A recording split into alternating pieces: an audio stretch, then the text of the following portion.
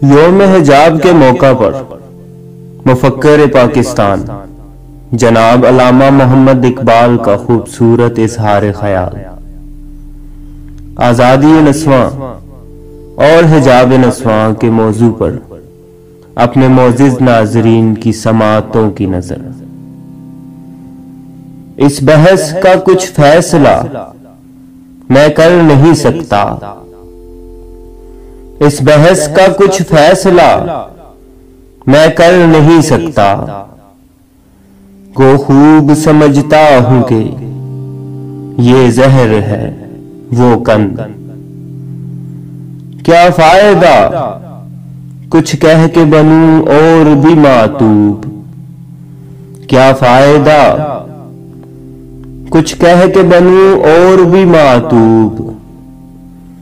पहले ही खफा मुझसे है तहजीब के फर्जंद। इस राज को औरत की बसीरत ही करे फाश, इस राज को औरत की बसीरत ही करे फाश। मजबूर है माजूर है मर्दान खिर्दमंद। क्या चीज है आराइश व कीमत में ज्यादा, क्या चीज है आराइश व कीमत में ज्यादा।